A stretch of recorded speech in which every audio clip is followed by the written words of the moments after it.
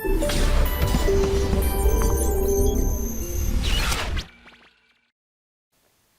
Students, आज हम start करने वाले हैं एवोल्यूशन का नेक्स्ट लेक्चर, जिसके अंदर हम जितने एवोल्यूशन में अब रहे इंपॉर्टेंट टॉपिक्स हैं उनको डिस्कस करने वाले हैं। So let's start with the first topic. आपको पता है जेनेटिक्स के अंदर हमने जो इंपॉर्टेंट टॉपिक्स थे वो कवर किए थे। एवोल्यूशन भी ऐसे तो बहुत ही बड़ा चैप्टर है, बट जितना रिक्वायर्ड है, जितना इंपॉर्टेंट पार्ट है, हम यहाँ पे वही डिस्कस करेंगे। ठीक है, so let's start with important topics. देखो, पहला इंपॉर्टेंट टॉपिक जो अब हमें पढ़ना है वो ये है, एवोल्यूशन के अंदर कुछ इंपॉर्टेंट अपन कहें तो इंपॉर्टेंट डेफिनेशंस, इंपॉर्टेंट कैरेक्टर्स आते हैं, उनको हम स्टार्ट करते हैं। तो देखो, ये डायग्राम आप सबने देखा हुआ है। दिस इज इंपॉर्टेंट डायग्राम, जिसके अंदर हमने तीन जो कैरेक्टर्स हैं और यू कैन से तीन फिनोमेना एक्सप्लेन किए। One is natural selection. पहला आपने क्या एक्सप्लेन कर रखा है यहाँ पे? Natural selection. सेकेंड एक्सप्लेन किया हुआ है जेनेटिक ड्रिफ्ट, और तीसरा एक्सप्लेन किया हुआ है सोमेटिक कैरेक्टर्स। ठीक है, तीन इंपॉर्टेंट फिनोमेना इस पर्टिकुलर डायग्राम में एक्सप्लेन किए हुए हैं। हम एक एक स्टार्ट करते हैं, सबसे पहले कुछ बेसिक कॉन्सेप्ट्स को लेके। नाउ सी, इस एग्जाम्पल में जो अपन ने पिछला डायग्राम देखा, इसके अंदर तीन चीजों को यहाँ पे डिस्कस किया गया है। तीन चीजें, एक लिंक है, फूड चेन है। क्या होता है? देखो, अपन को पता है बुशेस क्या होते हैं? प्लांट्स होते हैं, प्रोड्यूसर्स होते हैं। बुशेस को कंज्यूम करती हैं बीटल्स। ये छोटी छोटी सी ऐसी होती है बीटल्स। ये देखो, ये है हमारी छोटी छोटी सी बीटल्स। कौन है? बुशेस को खाने वाली कौन है यहाँ पे? बीटल्स। और बीटल्स को फाइनली खाने वाला है काला कौवा। ये रहा, ये है क्रो, काला कौवा, ये लो। ठीक है, तो एक फूड चेन उन्होंने दी, उसमें बोला कि भाई जो बुशेस हैं, बुशेस को बीटल खाती हैं और बीटल को क्रो खाते हैं। ये एक फूड चेन है। अब इसके अंदर उन्होंने और इंफॉर्मेशन दी कि जो बीटल्स है उनका कलर भी स्पेसिफिकली बता दिया कि रेड कलर की बीटल है। तो रेड कलर से बना लेते हैं अपन, क्योंकि रेड कलर की बीटल दे रखी है तो हमने बनाया भी उसको रेड कलर से है। और ग्रेजुअली आप नोटिस करोगे हमारे इस पूरे पर्टिकुलर एग्जाम्पल में वेरिएशंस आएंगे। तो ये रही हमारी मेन रेड कलर वाली बीटल, जिसमें अभी कोई वेरिएशन नहीं है, बस हमने रेड कलर की बीटल ली है। ठीक है, अब आप ध्यान से देखो, ये रेड कलर की बीटल है, इसके अंदर एक वेरिएशन आएगा ग्रीन कलर का, पहले पिक्चर देख लो, और ये एक वेरिएशन आएगा ब्लू कलर का, और यहाँ पे अब आया कौवा, ये रहा क्रो, और क्रो इनको खाने वाला है। तो आपको पता चल गया कि कौन प्रीडेटर है, कौन प्रे है। यहाँ पे इसके लिए ये प्रीडेटर है, ठीक है, और इसके लिए ये प्रीडेटर है। बिल्कुल हाँ, प्लांट्स को भी खाने वाले को हम प्रीडेटर टर्म ही देते हैं। ऐसा मतलब यूं नहीं है कि हम प्लांट्स को खाने वाले को प्रीडेटर नहीं बोल सकते, उनको भी हम प्रीडेटर ही बोलते हैं। ठीक है, चलो आगे आओ। अब हम शुरुआत करते हैं पहले कैरेक्टर से। देखो, पहली चीज हमें दे रखी है कि एक ग्रुप है जिसमें रेड रेड बीटल्स है। ये लो, ये ग्रुप है जिसमें ये रेड बीटल्स है। तो मैं बना लेती हूँ एक छोटा सा झुंड जिसमें रेड रेड बीटल्स है, लाइक दिस। ठीक है, और ग्रीन ग्रीन बुशेस है। ये लो, बुशेस मैंने बना ली, ये मैंने बना दी, ये रही ग्रीन ग्रीन बुशेस जिन पे ये रेड रेड बीटल्स ग्रो कर रही। अब तुमको पता है जो बीटल्स होती हैं वो सेक्सुअली रिप्रोड्यूस करती हैं। अपन को ये बात पता है कि दे रिप्रोड्यूस सेक्सुअली। तो मैं लिख लेती हूँ यहाँ पर कि बीटल्स कौन सा रिप्रोडक्शन करती है? They perform sexual reproduction. ठीक है, सेक्सुअल रिप्रोडक्शन का एक बेसिक कैरेक्टर होता है कि भाई इसमें वेरिएशंस आते हैं। सेक्सुअल रिप्रोडक्शन में वेरिएशंस आते हैं। वेरिएशंस क्या होते हैं? बदलाव, छोटे छोटे बदलाव। और वो क्यों आ रहे हैं? क्योंकि आपने आधा जेनेटिक कैरेक्टर अपने पापा से लिया है, आधा जेनेटिक कैरेक्टर आपने अपनी मम्मी से लिया है। तो कुछ कुछ बदलाव आते जाते हैं आपके जेनेटिक इंफॉर्मेशन में, उन्हें हम क्या बोलते हैं? वेरिएशन। इन्हीं वेरिएशन के चलते हमने देखा कि जो रेड कलर की बीटल का झुंड है उसमें एक नया कलर का बीटल आया जो कि ग्रीन कलर का है। ध्यान से देखना, ये ग्रीन कलर का बीटल है as a result of sexual reproduction. तो वेरिएशन क्या आया? ग्रीन कलर, यानी कि बीटल का कलर चेंज हो गया, ग्रीन कलर, कुछ इस तरीके से। ये रेड थी, इस पूरी पॉपुलेशन में एक ग्रीन कलर का बीटल आ गया। ठीक, अब फायदा क्या हुआ? देखो, हमें पता है अगर ऊपर से कौवा उड़ रहा है, हरी हरी पत्तियों में लाल कलर बहुत ज्यादा चमकता है, अपन को दिख रहा है, लाल कलर के बीटल अपन को इजीली दिख रहे हैं। तो क्रो को भी दिख रहे होंगे, भाई उसकी भी आंखें बढ़िया है, मस्त है। सो वो ऊपर से ही देख लेता है कि ये रेड कलर की बीटल है और वो आराम से उनको पकड़ पकड़ के खा जाता है। ठीक है, दूसरी तरफ इसी ग्रीन कलर की बुशेस में क्या तुमको ये ग्रीन कलर का बीटल दिख रहा है? नहीं दिख रहा। तो क्या ये एक सर्वाइवल एडवांटेज है? बिल्कुल है। तो यहाँ पे ये ग्रीन कलर का वेरिएशन क्या देके चला गया इनको? Survival advantage. इसने क्या दिया है? Survival advantage. जिंदा रहने के लिए एक बढ़िया फीचर दे दिया इस कलर ने, ग्रीन कलर ने। एज अ रिजल्टेंट क्या होगा? कौवा गिन गिन के लाल बीटल्स को तो खाता रहेगा, पर उसको हरी दिखेंगी ही नहीं, ठीक है। मीनवाइल ये हरी वाली भी रिप्रोड्यूस करती जाएंगी, भाई बड़ी होंगी ये भी रिप्रोड्यूस करेंगी। तो एज अ रिजल्टेंट यहाँ पे slowly and gradually green beetles की पॉपुलेशन भी ऐसे बढ़ती जाएगी, ठीक है। अब तुम इमेजिन करो, कौवा चुन चुन के लाल बीटलों को खाया जा रहा है, मीनवाइल हरी बीटलें अपने बच्चे पैदा करे चली जा रही, तो इनकी पॉपुलेशन स्लोली एंड ग्रेजुअली बढ़ती जाएगी। मीनवाइल जो लाल वाली है उन बेचारियों की पॉपुलेशन कम होती जाएगी। क्यों? क्योंकि हर बार ऐसा होगा कि जब जब कौवा ढूंढेगा खाना तब तब उसको दिखेंगी लाल कलर की बीटल और हरी वाली बीटलें दिखेंगी नहीं। मीनवाइल हरी वाली बीटलें जम जम के बुशेस खाती जाएंगी और जम जम के अपनी पॉपुलेशन बढ़ाती जाएंगी। तो अल्टीमेटली क्या होगा? एक ऐसा समय भी आ सकता है कि आपको लाल से एक मेजर ट्रांसफॉर्मेशन हरे का दिख जाए, जिसमें हरी हरी बीटलें ही दिख जाए। इतना बात समझ आ गया? एग्जाम्पल बिल्कुल क्लियर है जो मैंने समझाया? बस अब आ जाओ इस फिनोमिना को क्या बोलते हैं। तो भाई इस फिनोमिना को हम बोलते हैं नेचुरल सिलेक्शन। अब नेचुरल सिलेक्शन में होता क्या है देखो। नेचुरल सिलेक्शन का जो पूरा फिनोमिना है इसको दिया था चार्ल्स डार्विन ने, ठीक है। डार्विन का ये कहना था कि हमेशा एक पॉपुलेशन में, हमेशा ध्यान से बातें सुनना, एक स्पीशीज की पॉपुलेशन में आते हैं कुछ चुनिंदा variations which are resultant of sexual reproduction. क्या मतलब है? डार्विन ने बोला कि भाई देखो स्पीशीज है ना, एक जगह पे एक स्पीशीज की पॉपुलेशन रहती है, उनके अंदर कुछ छोटे छोटे से बदलाव आएंगे, वेरिएशंस आएंगे। क्यों आ रहे हैं वेरिएशन? क्योंकि वो कौन सा रिप्रोडक्शन करती हैं? सेक्सुअल रिप्रोडक्शन करती हैं। दे परफॉर्म सेक्सुअल रिप्रोडक्शन, इसके रिजल्टेंट उनमें वेरिएशन है। अब कभी कभी कुछ ऐसे मजेदार वेरिएशन आ जाते हैं जो कि एक ऑर्गेनिज्म को सर्वाइवल एडवांटेज दे देते हैं। कभी कभी कुछ ऐसे मजेदार वेरिएशन आ जाते हैं जो कि क्या दे देते हैं? सर्वाइवल एडवांटेज दे देते हैं। एज अ रिजल्टेंट क्या होगा? उसको जैसे ही सारे फैक्टर्स दिख रहे नॉर्मल, उसको क्या चाहिए? अब नॉर्मल खाना दे दो, नॉर्मल जगह दे दो और एडवांटेज उसके पास है ही, वो मस्त फ्लरिश करेगा। और जब वो मस्त फ्लरिश करेगा तो डेफिनेटली खाना मिल चुका है तो अब वो बच्चे भी करेगा, तो अब वो खुद भी रिप्रोड्यूस करेगा और एज अ रिजल्टेंट ये जो वेरिएशन है it will be passed on, it will be passed on। एक बार वापस सुनेंगे क्योंकि ये इंपॉर्टेंट है। क्या बोला डार्विन ने कि भाई एक स्पीशीज की पॉपुलेशन रहती है, वो सेक्सुअली रिप्रोड्यूस कर रहे हैं तो उनमें वेरिएशन आएगा।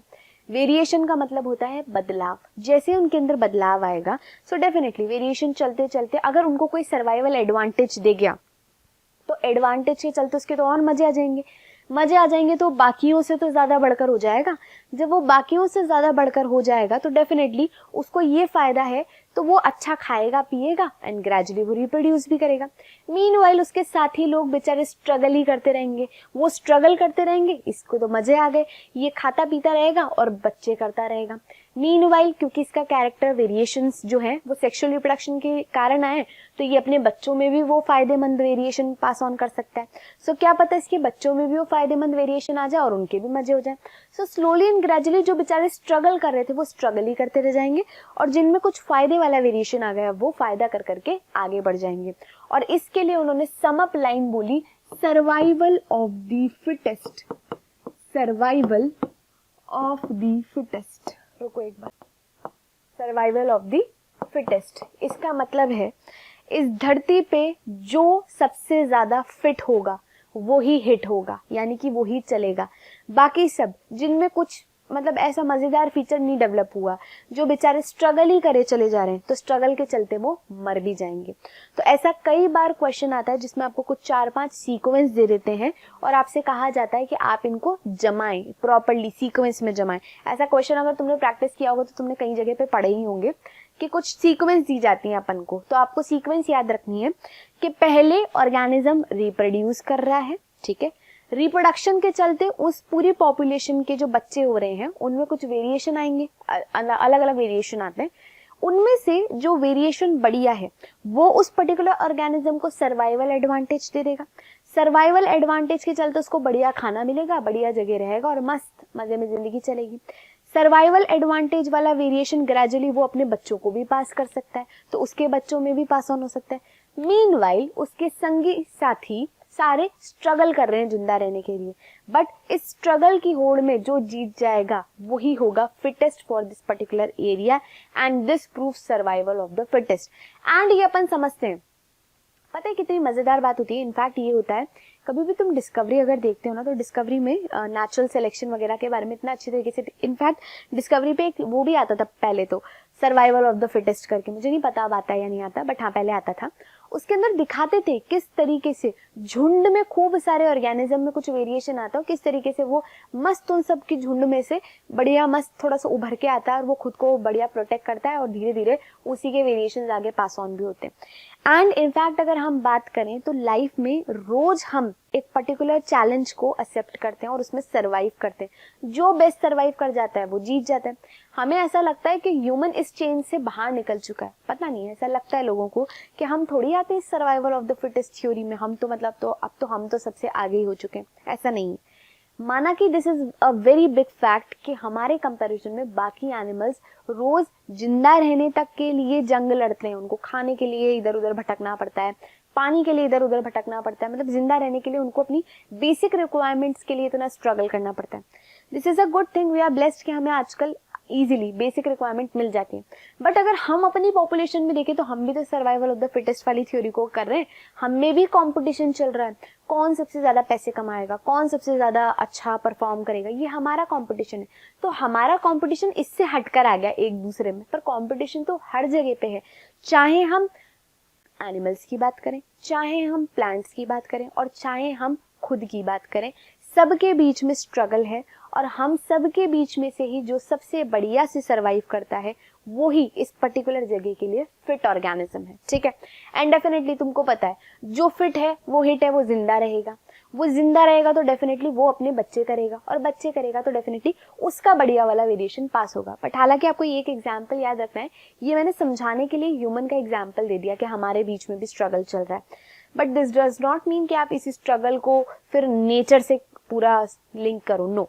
यहाँ पे नेचुरल सिलेक्शन में डार्विन ने बोला है कि नेचर सेलेक्ट करता है, समझ आई, किसी भी लिविंग ऑर्गेनिज्म के किसी फीचर को या वेरिएशन को नेचर सेलेक्ट करेगा, ठीक है। चलो अब इस एग्जाम्पल में देखो, यहाँ पे नेचर ने कौन सा कलर सेलेक्ट किया है इस पूरे एग्जाम्पल में, देखो ये तुम देख चुके होंगे पिक्चर, रेड कलर के बीटल, ये हरा कलर का आया, धीरे धीरे हरे बढ़ते जा रहे हैं, क्यों, क्योंकि कौवे लाल लाल बीटलों को खाए जा रहे हैं और अंत में देखो बढ़ते बढ़ते पूरी पॉपुलेशन ही ग्रीन हो गई।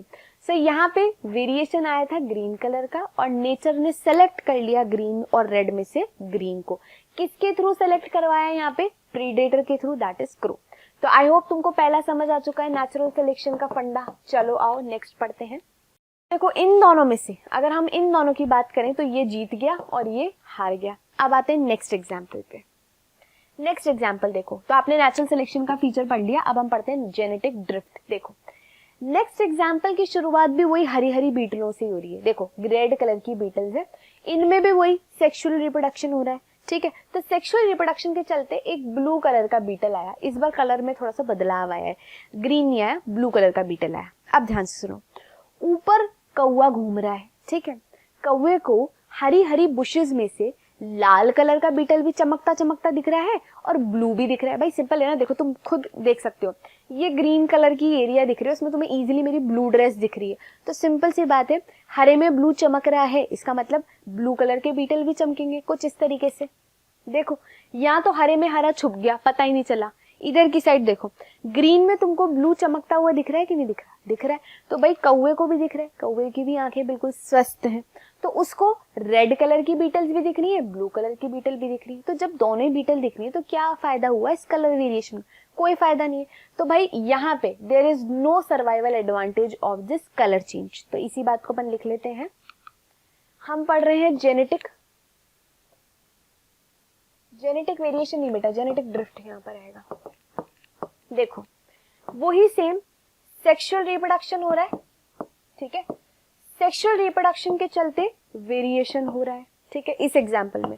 और वेरिएशन का no advantage, there is no advantage of this variation, कोई मतलब कोई महानता नहीं करी इस वेरिएशन ने, वही सेम जिंदगी चल रही है, लाल भी दिख रहा है तो ब्लू भी दिख रहा है, ठीक है। तो वेरिएशन ने कोई सर्वाइवल एडवांटेज नहीं किया, बट कभी कभी लक भी बहुत साथ देता है।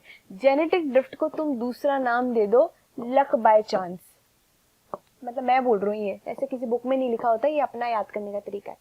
लक बाय चांस, देखो कभी कभी तुम नहीं देखते, कभी कभी छोड़ो, मैं एग्जाम्पल में खुद का नहीं देती, यही वाला दे देती हूँ। देखो क्या हुआ है, ये पॉपुलेशन है, ठीक है, कौवे को तो लाल भी दिख रहा है, कौवे को तो ब्लू भी दिख रहा है, तो वो तो दोनों को ही खा रहा है, कोई मतलब ऐसा कोई महान काम नहीं हुआ ब्लू आके।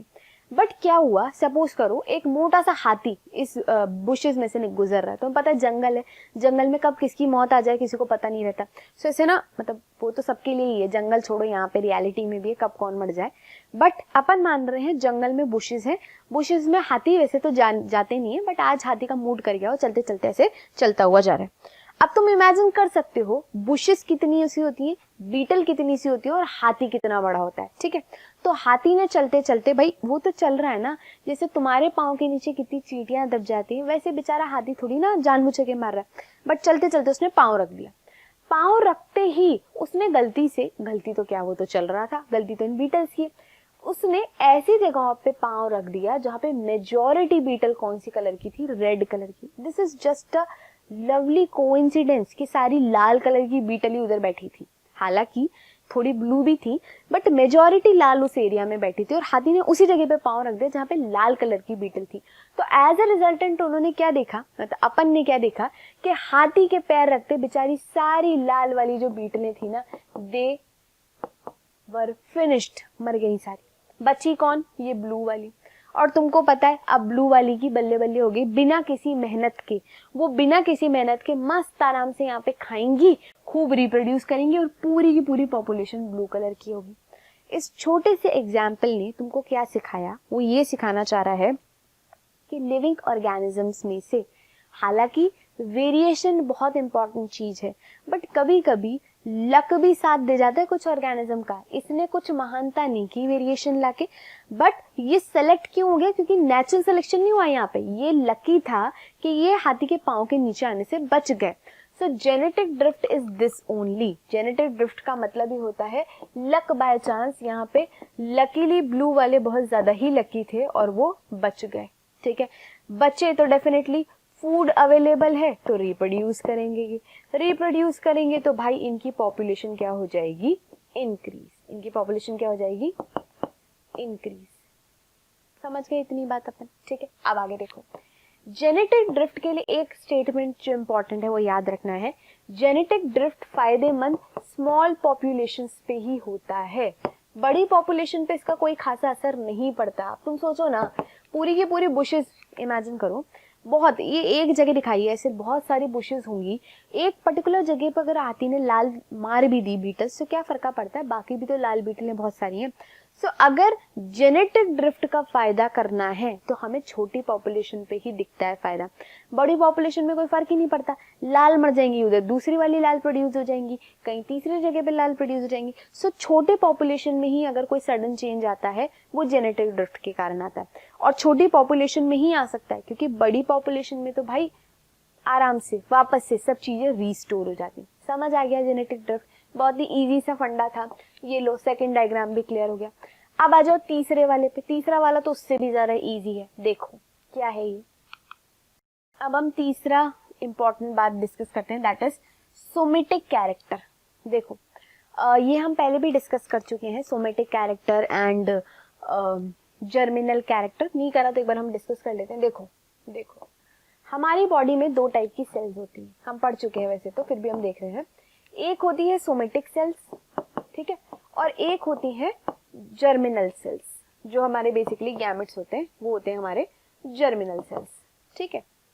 ध्यान से सुनो, सोमेटिक वेरिएशन में, यानी कि अगर तुम्हारे अंदर, एक सिंपल सा एग्जांपल है, मैं यहाँ पर टैटू बनवा कर आ गई, ठीक है, मेरे को बहुत शौक आ रहा था, मैंने टैटू बनवा लिया, तो क्या ऐसा होगा कि अब इस जगह पे मेरे एंटायर बच्चों के भी टैटू बने बने आएंगे? ऐसा नहीं होगा। अगर मैंने बाल कलर कराए तो ऐसा भी नहीं होगा कि मेरे सारे बच्चों के ही बाल वैसे के वैसे सेम पैटर्न में कलर होंगे, ऐसा तो नहीं होता। सो बेसिकली इसका मतलब है कि दो टाइप के चेंजेस होते हैं या दो टाइप के वेरिएशंस होते हैं। अगर सिर्फ आपके सोमेटिक सेल में कोई बदलाव आए, सोमेटिक सेल का मतलब समझ रहे हो, general cell which is not related to your reproduction, तो वो वेरिएशंस क्या कहलाते हैं? Somatic variation. जैसे मैंने तुम्हें अभी एग्जांपल दिया, हेयर खुद से कलर करवाना, असली में तुम्हारे काले बाल हैं, तुमने उन्हें ब्राउन करवा लिया, ठीक है। असली में किसी के सफेद बाल हैं, वो कुछ और करवा के बैठा है। तो भाई जैसे कलर के जो तुम्हारे बाल हैं वो ही है तुम्हारा जो बॉडी जीन कोड कर करके प्रोटीन बना रही है, वैसे ही तुम्हारा बाल दिख रहा है। आपने अपनी मर्जी से कलर करा लिया, इसका मतलब ये थोड़ी तुम्हारा जीन पलट जाएगा, जीन नए नए प्रोटीन बनाने लग जाएगा, आपका जीन तो वही रहेगा। सिमिलरली आप अपनी बॉडी पे फिजिकली बहुत सारी चीजें चेंज कर लेते, कुछ लोग मसल्स बना लेते, तो मसल बने हुए इंसान के थोड़ी ना बच्चे भी ऐसे मस्त मसल डोले शोले वाले होते हैं, ऐसा नहीं होता। सो ये सारे जो चेंजेस हैं जो सिर्फ और सिर्फ आपके सोमेटिक सेल को ही अफेक्ट कर पाए, ऐसे वेरिएशन कहलाते हैं सोमेटिक वेरिएशन, ठीक है। मैं पतली हो रही हूँ, मैं मोटी हो रही हूँ, जो भी हो रही हूँ, it is up to me, इसका मेरे बच्चों पे कोई फर्क नहीं पड़ने वाला, ठीक है। दूसरा वेरिएशन होता है जर्मिनल वेरिएशन। जर्मिनल वेरिएशन क्या होता है? बेसिकली ऐसा वेरिएशन जो आपके जीन तो को अफेक्ट कर गया। इसने किसको अफेक्ट कर दिया? जीन को अफेक्ट कर दिया। और तुम जानते हो जब भी कोई चीज आपके जीन को अफेक्ट कर दे तो वो पास ऑन हो सकती है, it can be passed on to the offspring, it can be passed on to the offspring. Easily अपन इसे पास ऑन कर सकते हैं ऑफस्प्रिंग को, ठीक है। अब ध्यान से सुनो, एग्जाम्पल जो तीसरा दे रखा है वो ऐसा सही कुछ है। यहाँ पे आपको पॉपुलेशन दिख रही है, इस पॉपुलेशन में तुम्हें दिख रहा है, ये देखो खूब सारी लाल कलर की ऐसी बीटल्स हैं, बड़ी बड़ी, ठीक। अब ध्यान से सुनना, बुशेस जिसको वो खा रही थी उनमें सडनली कुछ डिजीज हो गई। तुम पता है प्लांट डिजीजेस भी कई सारी होती हैं, और प्लांट डिजीजेस सडनली क्या कम कर देती हैं? ओवरऑल प्लांट्स का प्रोडक्शन कम कर देंगी। अगर प्लांट का प्रोडक्शन कम हो गया तो भाई हमें खाने को कुछ नहीं मिलेगा, है ना। हमें खाने को कुछ नहीं मिलेगा तो हम मर जाएंगे। सो कहीं ना कहीं एंटायर जितनी भी लाइफ है वो प्लांट्स पे ही डिपेंडेंट है, चाहे तुम नॉनवेज खाते हो या नहीं खाते, बट डिपेंडेंट हम प्लांट्स पे ही है, ठीक है। सॉरी, चाहे तुम वेज खाते हो या नहीं खाते, अपन सोचे कि शेर को क्या फर्क पड़ता है, तो भाई इनडायरेक्टली तो शेर भी डिपेंडेंट है इन सब पर। सो हम बात कर रहे हैं यहाँ पे कि बुशेस में, जो बुशेस हैं इनमें कोई डिजीज पड़ गई, कुछ डिजीज पड़ गई जिसके कारण बुशेस ग्रो नहीं कर पाएंगी, बुशेस धीरे धीरे कम हो जाएंगी। बुशेस कम होगी तो भाई बीटल को खाना नहीं मिलेगा, बीटल को खाना नहीं मिलेगा तो एज अ रिजल्टेंट नहीं होता, खाना नहीं खाते तो बिल्कुल पतले होते जाते, पतले होते जाते। तो बीटल्स का कौन सी स्टेज आ गई? इस एग्जाम्पल में बीटल्स ने कौन सा गंदा फेज देखा? That is starvation. स्टारवेशन समझते हो? भूख, भूख के कारण धीरे धीरे धीरे भूखी हो जाती है बॉडी और पतले होते जाते, पतले होते जाते। तो बीटल्स के साथ भी यही हुआ इस केस में। देखो तुम्हारा वेट कम दिख रहा है इनका, ये मोटी बीटल दिख रही है, छोटी एकदम पतली सी सुकड़ी हुई सी बीटल दिख रही है। अब क्या होगा?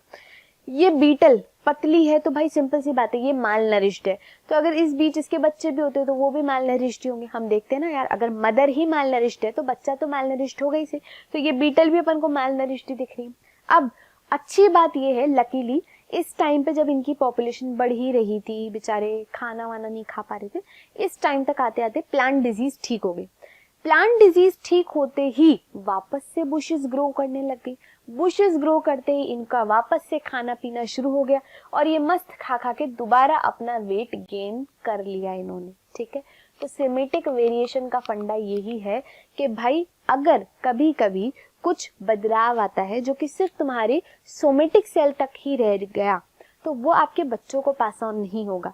अगर तुमने सडनली खाना पीना बंद कर दिया तो हाँ, नो डाउट आप जो बच्चे करोगे वो भी माल नरिश्ड होंगे, बट जब सबको खाना प्रॉपर मिल जाएगा तो सबकी हेल्थ ओके हो जाएगी। इसका मतलब ये नहीं है कि उस पर्टिकुलर चेंज ने आपके जीन को अफेक्ट कर दिया, that has not affected your gene. बस यही है अपना सोमेटिक वेरिएशन का फंडा। और अगर आप चाहते हैं कि कोई वेरिएशन पास ऑन हो तो डेफिनेटली हमें वो जर्म तक या कह सकते हैं गैमेट तक ले जाना पड़ता है। तो इसी के बेसिस पे दो टर्म्स और आती हैं, इनहेरिटेड चेंजेस, एक और लिखा रहता है, कोई टर्म पढ़ लेते हो तुम लोग, inherited traits and acquired traits, ये दो वर्ड आते हैं, ठीक है। इनहेरिटेड ट्रेट्स का मतलब होता है, देखो नाम से पता चल रहा है, इन लिया है, हेरिट मतलब आपने अपने मम्मी पापा से लिया है। तो कोई भी ऐसा कैरेक्टर या जीन जो तुमने अपने मम्मी पापा से लिया है तो भाई वो तो इनहेरिटेड है, और वो आपने उनके गैमेट्स जीन से लिया है, तो वो तो तुम दिखाओगे आराम से, ठीक है। दूसरी जैसे अपनी हाइट हो गई, हाइट का कैरेक्टर अपन अपने मम्मी पापा से लेते हैं, नाक का शेप कैसा होगा, आंख का कलर कैसा होगा, बालों का कलर कैसा होगा, इन सब का अपन ने जीन लिया, so these are your inherited traits. Meanwhile acquired trait वो है जो तुमने अपने जिए जिंदगी अक्वायर की है। मैंने कुछ मजेदार सीखा, जैसे मैंने तुम्हें बताया अभी हेयर कलर करवाए हैं, या फिर कुछ टैटू बनवा लिया मैंने, कोई लैंग्वेज सीख ली मैंने, गिटार बजाना सीख लिया मैंने, तो ये मेरे तक ही रहेगा। I am not going to pass on these interesting things to my babies, because ये वाले जो पर्टिकुलर कैरेक्टर हैं इन्होंने सिर्फ मैंने एक्वायर किए, जीन लेवल तक इनका कोई लेने देना नहीं है। ठीक है, आई होप ये सारी बेसिक टर्म्स जो थी वो समझ आ गई। अब हम आगे चलते हैं। अब हम आते हैं एक इम्पॉर्टेंट टॉपिक पे, that is evidence of evolution. Evidence of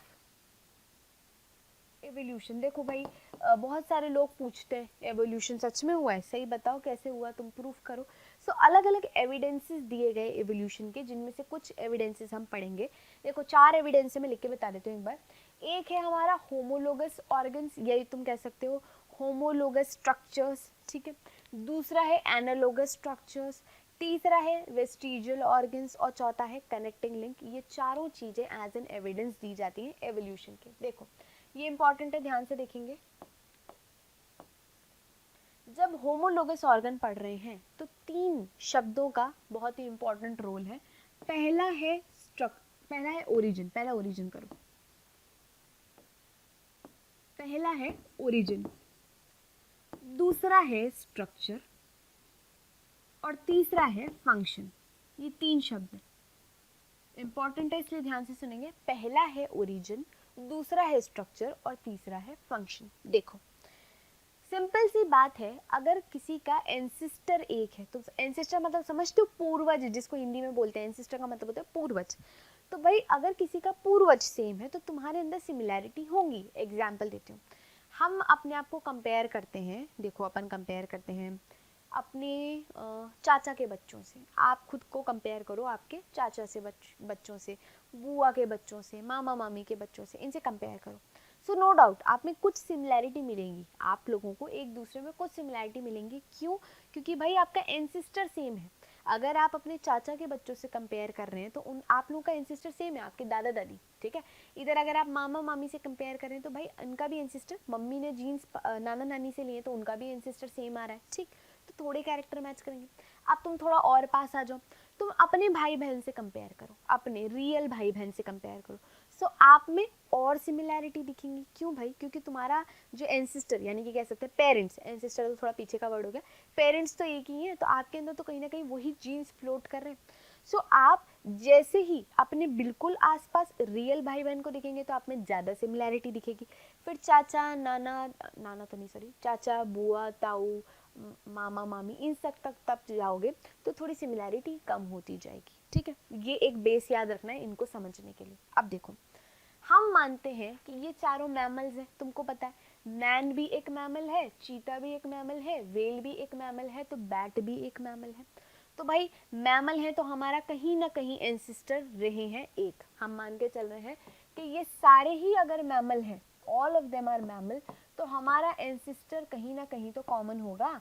ऐसा तो नहीं है ना कि हम सारे बिल्कुल ही अलग आए हैं। हालांकि ये जरूर हो सकता है कि हमारा कितना पुराना एंसिस्टर एक है वो हमें देखना पड़ता है। जैसे चिंपैंजी और हमारा थोड़ा कॉमन एंसिस्टर थोड़ा पास में मिल जाएगा तो हमें और सिमिलैरिटी दिखती। तुम देखो ना चिंपैंजी और अपन में तुम्हें सिमिलैरिटी दिखेगी मस्त। क्यों? क्योंकि हमारा रीसेंट एंसिस्टर पास का है। फिर अगर मैं खुद को कंपेयर करने लग जाऊंगी बैट से तो मुझे थोड़ी कम सिमिलैरिटी नजर आएंगी, बट कहीं ना कहीं सिमिलैरिटी होंगी। फिर मैं खुद को कंपेयर करूँ वेल से तो भाई थोड़ा मुझे और कम सिमिलैरिटी नजर आएंगी, बट कहीं ना कहीं ये सारे के सारे मेरे रिश्तेदार रहे होंगे, मतलब मेरे क्या तुम्हारे भी रिश्तेदार रहे होंगे कभी ना कभी तो पीछे, कभी ना कभी तो हमारा सबका एंसिस्टर सेम रहा होगा। हालांकि टाइम वेरिएशन थोड़ा ज्यादा हो जाएगा, ठीक है। So now we agree with this fact कि all of us are mammals, और मतलब ये चारों ही मैमल है, अपन तो मैमल है, ये चारों भी मैमल है, ठीक है। अब इनका एंसिस्टर भी किसी जमाने में सेम रहा होगा, तो कहीं ना कहीं एंसिस्टर मतलब ओरिजिन होता है, तो इन सब का ओरिजिन क्या रहा होगा? सेम। कलर चेंज करते हैं, ठीक है। ओरिजिन क्या रहा होगा? सेम। अब देखो ध्यान से, आपको इस पूरे एग्जाम्पल में सिर्फ एक ही चीज पे ध्यान देना है, वो है हाथ। सिर्फ हाथों पे ध्यान दो, ध्यान से देखो। पहला कौन है? ये आदमी का हाथ दिख रहा है, तुम हाथ को ध्यान से देखो, वही देखो, ये इसकी बोन्स है, ये ह्यूमरस है, ये रेडियस अल्ना है, फिर ये इसकी है ना कार्पल्स हैं, मेटाकार्पल्स हैं, और ये इसकी फैलेंजेस हैं, ये इसकी हड्डियां हैं, ठीक है। अब देखो हड्डियों में ये तुम्हें दिख रहा है, देखो सेम ही है ना, ये लंबी वाली बोन, ये दो हैं, फिर ये फिर ये, ठीक है। मैं अपने हाथों का क्या यूज़ कर रही हूँ? मैं लिखने में यूज़ कर रही हूँ अपने हाथों को, मैं किसी चीज़ को उठाने में यूज़ कर रही हूँ अपने हाथों को, so I have some different works. अब आओ इधर, चीता को देखो, चीता का भी वही देखो, ये लंबी वाली बोन है ह्यूमरस, रेडियस अल्ना, और ये देखो ये इसकी बोन्स बाकी सारी। सो भाई ये अपने हाथों का किसके लिए यूज़ कर रहा है? तो इसके हाथ पाँव तो तुम्हें एज एन लिम्स ही दिखेंगे, क्योंकि अभी भी अपने इसी पूरे मूवमेंट में चल रहा है, और ये भाग रहा है, मस्त भाग रहा है, ये रनिंग में यूज़ कर रहा है इस फीचर को। आप बोर्ड चलाने में यूज़ कर रहे हो, जैसे मैं तो बोर्ड चलाने में यूज़ कर रही हूँ, ठीक है, अपने हाथों को। नेक्स्ट आओ वेल। वेल में हालांकि तुम्हें ऐसा लग रहा होगा ये तो क्या मजाक हो रहा है, हड्डियां डिफरेंट है, नहीं, पर आप ध्यान से देखोगे ना, हड्डियों में बहुत सिमिलैरिटी। देखो ये लंबी बोन, ये रही लंबी बोन, ठीक है, हालांकि थोड़ी सी छोटी होगी, क्योंकि यार काम डिफरेंट होगा तो थोड़ा मॉडिफिकेशन तो आएगा। आगे देखो, ये देखो, ये रही इनकी दो बोन्स, ये रही दो बोन्स, फिर यहाँ पे एज इट इज ऐसा का ऐसा यहाँ पर थोड़ा सा और कंप्रेस हो गया, और ये जो निकला हुआ दिख रहा है, ये देखो, ये रहा, ठीक है। बेसिक इंटरनल फीचर सबका सेम है। अब चौथे वाले, अच्छा इसका काम देख लो, वेल क्या कर रही है? अपने इन हाथों से स्विम कर रही है, पानी में मजे कर रही है ना। फिर आओ चौथा, बैट। बैट भी एक मैमल है, और बैट में भी वही देखो, लंबी बोन, बड़ी बोन, दो बोन्स, फिर ये देखो झुंड ऑफ बोन्स, एंड देन उसमें से उंगलियां निकल आई, ठीक है। बट इस भाई ने अपने हाथों को थोड़ा और मॉडिफाई कर रखा है, इसने उड़ने के लिए फेदर्स एनर्जी बना लिए, मतलब एक तरीके से उड़ने का फीचर डेवलप कर लिया। तो ये क्या कर रहा है? ये और ही मजा कर रहा है, फ्लाई।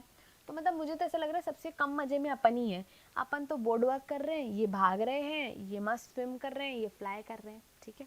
सो हम सारे हमारे इस हाथों का अलग अलग इस्तेमाल कर रहे हैं। आप ध्यान से सुनेंगे, हम सब क्योंकि मैमल हैं तो हमारा कहीं ना कहीं ओरिजिन सेम रहा होगा।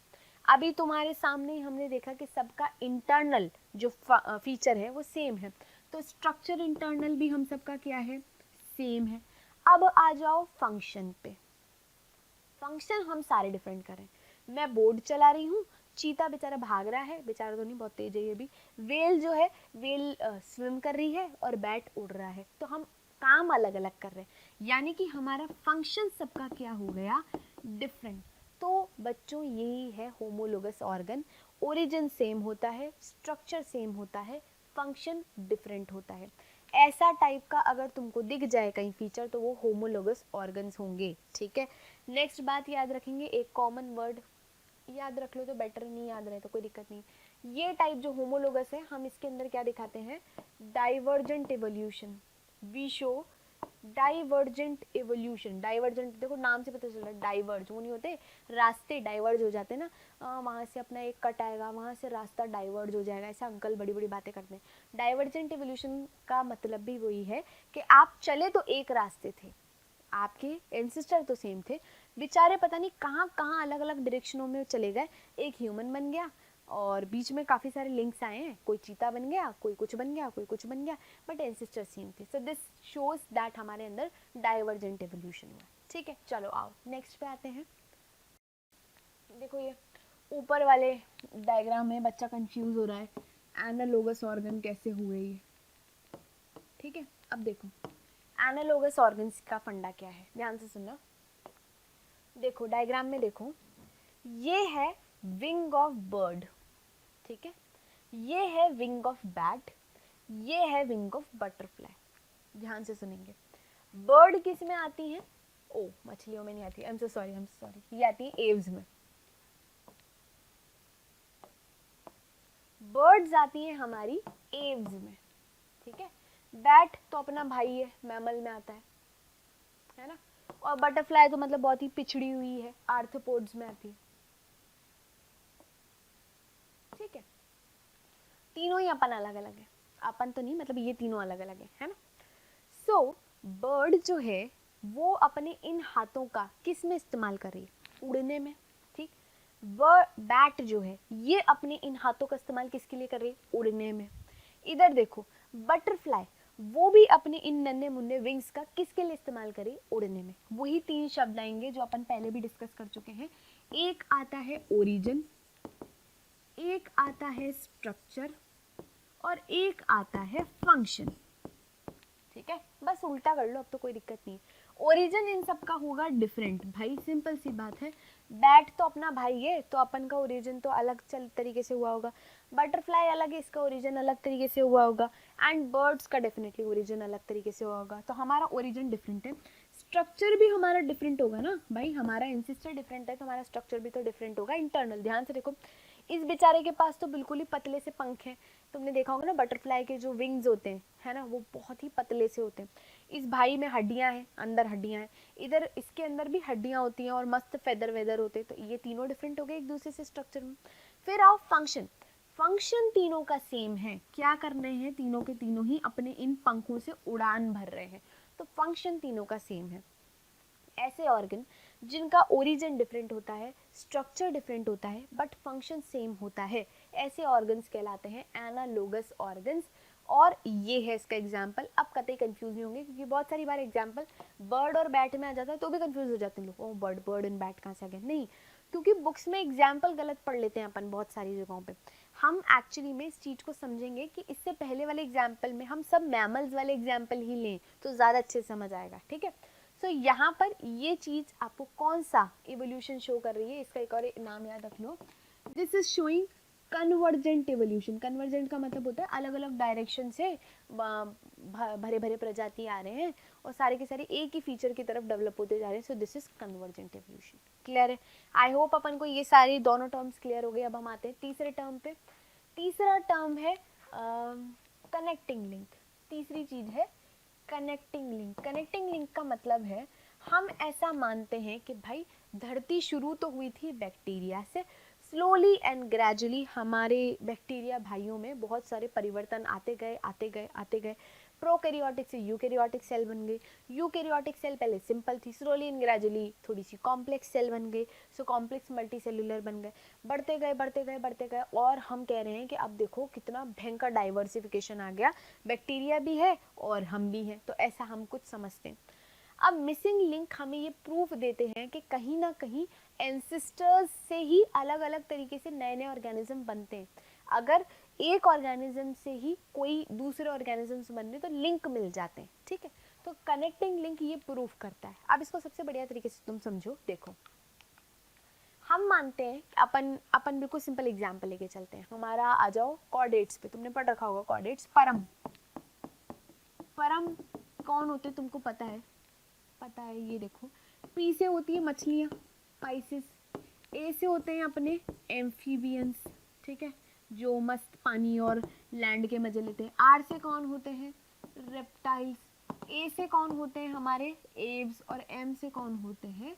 मैमल्स। ये तो तुम जानते हो, ये तो तुमको पता है ना। आप ध्यान से सुनो, ऐसा हमने भी पढ़ा बुक्स के अंदर और ऐसा साइंटिस्ट मानते हैं कि भाई हाँ ऐसा ही हुआ होगा कि मछलियाँ जो थी, तुमको पता है लाइफ कहीं ना कहीं पानी में ही बनी है। ठीक है, पानी में ही मछलियाँ थी। स्लोली एंड ग्रेजुअली मछली में से ही कोई एक एडवेंचरस मछली होगी जो थोड़ी बाहर निकल के आई होगी। ठीक है, और वो एडवेंचर करती करती लैंड पर पहुंच गई। ठीक, वो एडवेंचरस फिश ही कहीं ना कहीं धीरे धीरे आगे जाके एम्फीबियंस की एंसिस्टर बनी होंगी। ठीक है, फिर उनसे निकले एम्फीबियन, एम्फीबियन धीरे धीरे लैंड पर आ गए। अब एम्फीबियन में से तो कोई होनहार होगा ना जो और एडवेंचरस होगा, जो थोड़ा और लैंड पे गया होगा। माँ से निकले रेप्टाइल। फिर रेप्टाइल से दो डायरेक्शंस में इवोल्यूशन हुआ। एक तरफ से रेप्टाइल से बर्ड्स बने और एक तरफ से रेप्टाइल से अपने ये अपन भाई लोग मैमल्स बने। ठीक है, सो ये एक एवोल्यूशन पैटर्न है जो कि इस डायरेक्शन में चल रहा है। मछलियाँ, एम्फीबियन, रेप्टाइल, फिर इधर से एव्स एंड मैमल। ये हम मान के चलते हैं। ठीक है, अब तुम्हें समझ आ जाएगा। देखो, पहला डायग्राम जो तुम देख रहे हो ये है आर्क्योटेरिक्स का। This example is of archaeopteryx. किसका एग्जाम्पल है ये? आर्कियोटेरिक्स। ठीक है, अब इसको ध्यान से देखना। आर्क्योटेरिक्स के अंदर आधे फीचर बर्ड वाले हैं, ये मतलब डायनासोर जैसा भी लग रहा है और बर्ड जैसा भी लग रहा है। तो भाई के अंदर दो लोगों के फीचर हैं, इसके अंदर रेप्टाइल के फीचर भी हैं और इसके अंदर बर्ड के फीचर भी है। देखो बर्ड वाला फीचर, ये देखो, ये उड़ने के लिए इसके पास जो फीचर आ रहे हैं ये बर्ड का फीचर है, ठीक है। यहाँ देखो इधर इसके, देखो ध्यान से, इसके नुकीली नुकीले से हाथ दिख रहे हैं तुमको, वही ऐसे नहीं डायनासोर के नुकीले हाथ दिखते हैं, तो ये रेप्टाइल का फीचर है। फिर इस बेचारे के पास चोंच तो है, ये बर्ड का फीचर है, पर इसके चोंच में तुम अगर ध्यान से देखोगे तुम्हें दांत दिखेंगे, देखो दांत दिख रहे हैं तुमको, ये दांत किसका फीचर है, रेप्टाइल का फीचर है। फिर इसकी देखो ध्यान से देखो, पीछे की साइड आओ, इसमें long tail with many vertebrae, देखो टेल, टेल जैसा, ये तो नीचे पहले तो बन गया, फिर इधर बीच में टेल जैसा भी आ गया, पूंछ जैसा भी आ गया, पूंछ वाला कैरेक्टर तो रेप्टाइल का कैरेक्टर है, तो ये रेप्टाइल वाले कैरेक्टर आ गए, तो तुम्हें दोनों दिख रहे हैं। वापस सुनो, ये बर्ड का फीचर है, ये रेप्टाइल का फीचर है, चोंच बर्ड का फीचर है, पर दांत रेप्टाइल का फीचर है। ये आपको दिख रहा है ऐसे मस्त, है ना। इसमें टेल है, ये एक्चुअल टेल भी रेप्टाइल का फीचर है। फिर इधर आओ, देखो ये तो मैंने तुम्हें बता ही दिया, बर्ड का फीचर है। तो इसमें एक ही बार में बर्ड एंड रेप्टाइल के फीचर दिख रहे हैं, इसका मतलब ये बात प्रूफ कर रहा है कि रेप्टाइल से एक तरफ बर्ड्स बनी थी, एव्स बनी थी, सही हो गया। तो रेप्टाइल्स एंड एव्स के बीच का कनेक्टिंग लिंक है आर्क्योटेरिक्स, समझ गए आप, समझे तुम प्रूफ, आगे हो। ये भाई प्लेटिपस है, ठीक है। प्लेटिपस को हम मान के चलते हैं कि ये रेप्टाइल्स और मैमल्स के बीच का कनेक्टिंग लिंक है। ये किसका कनेक्टिंग लिंक है, रेप्टाइल्स एंड मैमल्स के बीच का कनेक्टिंग लिंक है। क्यों, क्योंकि ये देखो, वैसे तो बाकी सारे मैमल क्या देते हैं, बच्चे करते हैं, बीवी पैरस है हम लोग, ये एक उल्टा आदमी है, ये ओवी पैरस है, ये बच्चे देता है, ठीक है। बाकी इसके अंदर मेमोरी ग्लैंड वाला फीचर है, ठीक है। तो भाई ये तो मैमल्स का फीचर है, तो आधे फीचर ये मैमल्स के लेके बैठा है, आधे फीचर ये रेप्टाइल्स के लेके बैठा है, विच प्रूफ के रेप्टाइल से ही कहीं ना कहीं मैमल्स आए होंगे, ठीक है। आगे आओ, वायरस, वायरस लाइफ और नॉन लिविंग के बीच का कनेक्टिंग लिंक है, यानी कि लिविंग हम मान रहे हैं कि जब लाइफ थी नहीं, तो नॉन लिविंग से जो लिविंग लाइफ के बीच का कनेक्टिंग लिंक है वो ये वायरस है। तभी तो आज तक अपन समझ ही नहीं पाते ये जिंदा भी है या क्या है, मतलब वायरस एक बहुत ही बड़ी मिस्ट्री रहती है हर बारी, हर वक्त। अभी देखो कोरोना वायरस की अगर हम बात करें तो कितना अजीब है, मतलब है वो जिंदा नहीं, बाहर है तब तक मरा है, जैसे ही बॉडी में जाएगा जिंदा हो जाएगा, हमारी बॉडी को यूज करने लग जाएगा। सो virus is a connecting link between non living and life, ठीक है। नेक्स्ट आओ, यूग्लिना, यूग्लिना है ये भाई यूग्लिना है ना। ये हम मानते हैं प्लांट्स एंड एनिमल के बीच का कनेक्टिंग लिंक है। हालांकि प्लांट्स एंड एनिमल में कनेक्टिंग लिंक एज सच इतना ज़्यादा वो नहीं है, बट आपको ये याद रखना है Euglena plants and animal feature को दिखाता है।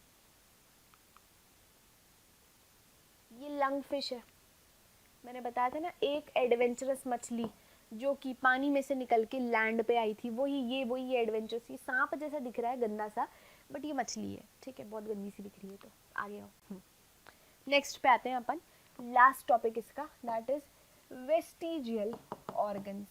देखो ये भी हमारे एवोल्यूशन को दर्शाता है। ऐसे बहुत सारी चीज़ें हमारे पास, ऐसा होता है ना, हमारे पास बचपन में बहुत सारी चीज़ें थी, सारी की सारी अब काम आ जाए ऐसा तो होता नहीं है, ठीक है, बट बहुत सारी चीज़ों को हम रखते हैं संभाल के।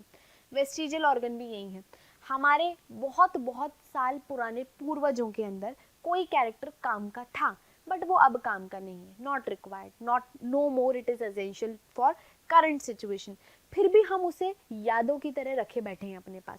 सो that is vestigial organ. Vestigial organ क्या होता है, बेसिकली वो ऑर्गन जिसका अब हमें कोई काम नहीं है, कभी ना कभी इसका हमारे एंसेस्टर का कोई काम बनता होगा इस पर्टिकुलर ऑर्गन से, पर हमारे अंदर अभी इसका कोई काम नहीं है, फिर भी हमारे अंदर है, ऐसा ऑर्गन वेस्टिजियल ऑर्गन कहलाता है, ठीक है। हालांकि बहुत सारे वेस्टिजियल ऑर्गन होते हैं ना, वो बहुत ही छोटू से फॉर्म में होते हैं, बहुत ही इनका फंक्शन जो होता है वो बिल्कुल चला गया होता है, बस थोड़ा बहुत रेमिनेंट पार्ट रह जाते हैं, जिसका एक एग्जाम्पल है, तुम सबको पता है, वर्मीफॉर्म अपेंडिक्स, ठीक है। ये रहा हमारा स्मॉल इंटेस्टाइन का पार्ट, स्मॉल इंटेस्टाइन आके खुला लार्ज इंटेस्टाइन के सीकम में, सीकम के जस्ट नीचे ऐसा फिंगर लाइक स्ट्रक्चर निकला होता है जिसे हम बोलते हैं वर्मीफॉर्म अपेंडिक्स। इसको हम क्या बोलते हैं, वर्मीफॉर्म अपेंडिक्स। और अपेंडिक्स भाई बेसिकली हमारे पूर्वजों के अंदर काम का फीचर था, हमारे लिए अब ये कतई काम का फीचर नहीं है, पर दिक्कत की बात ये जाता भी नहीं है और कुछ लोगों की दिक्कतें भी कर जाता है। तो पता है ना, बहुत सारे लोगों के अपेंडिक्स का ऑपरेशन होता है, क्यों होता है, बेसिकली यहाँ पर इन्फेक्शन हो जाता है, सीवियर इन्फेक्शन हो जाता है, ठीक है। So this is a vestigial organ because now we are not using it, ठीक है। नेक्स्ट आओ, ये निक्टेटिंग मेम्ब्रेन, बहुत सारी बर्ड्स में तुमको ना ऐसे निक्टेटिंग मेम्ब्रेन, जैसे स्पेशली जो प्रीडेटर टाइप बर्ड्स होती है ना, जो ऊपर से चील व्हील टाइप, जो नीचे बहुत शानदार बाज की नज़रों से नीचे देखती है, उनमें ज़्यादातर निक्टेटिंग मेम्ब्रेन होती है, जो कि डस्ट वगैरह से उनकी आंखों को प्रोटेक्ट रखती है, ठीक है। हमारे पास अब निक्टेटिंग मेम्ब्रेन का कोई काम नहीं, हमारे पास मस्त आई लैशेज वगैरह हैं जो हमारी आंखों को प्रोटेक्ट करते हैं। सो यहाँ पर देखो, यहाँ पर ये साइड में जो दिखता है अपन को ऐसा हल्का हल्का सा, ये निक्टेटिंग मेम्ब्रेन का ही रेमिनेंट है, जिसको यहाँ पे मार्क कर रखा ना, प्लाइका सेमिन्यूलैरिस, ये बेसिकली कभी ना कभी हमारे निक्टेटिंग मेम्ब्रेन होने का प्रमाण है, ठीक है। एक और एग्जाम्पल आता है, छोटे बच्चों में कभी कभी कुछ बच्चों की पूंछ आ जाती है, टेल आ जाती है। सो हमारे अंदर टेल भी एक ऐसा फीचर था, कभी ना कभी हमारे पूर्वजों में टेल का फीचर भी था, जो अब हमारे अंदर काम करनी, तो वो जा चुका वाला फीचर है।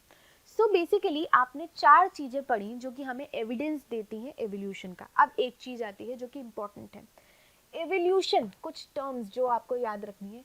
एवोल्यूशन क्या हमेशा प्रोग्रेसिव होता है? एक क्वेश्चन ये आता है, हमें पता होना चाहिए। नेक्स्ट आपको पता होना चाहिए, एवोल्यूशन लैडर फॉर्म में चलता है या पेड़ की तरह ऐसे मस्त चलता है, ठीक है। ये कुछ सिंपल से क्वेश्चंस हैं, जिनसे भी क्वेश्चन बन जाए तो तुमको पता होना चाहिए। देखो, पहली बात तो तुम देखो, एवोल्यूशन हमेशा प्रोग्रेसिव है ऐसा जरूरी नहीं। प्रोग्रेसिव वो तभी होगा जब कोई मस्त वेरिएशन आएगा। तो देखो, एवोल्यूशन का यही कहना है कि जनरेशन बाय जनरेशन वेरिएशन आता है, और वेरिएशन अगर अच्छा है तो वो नेचुरल सिलेक्शन के थ्रू नेचर उसको सेलेक्ट कर लेगी और अपने आप आगे जाकर ऑर्गेनिजम्स उसको ले लेंगे, ठीक है, पहली बात। दूसरा इधर देखो, एवोल्यूशन लैडर वाला है कि ऐसे पेड़ की ब्रांचेस की तरह? तो भाई एवोल्यूशन कभी भी लैडर वाला नहीं होता।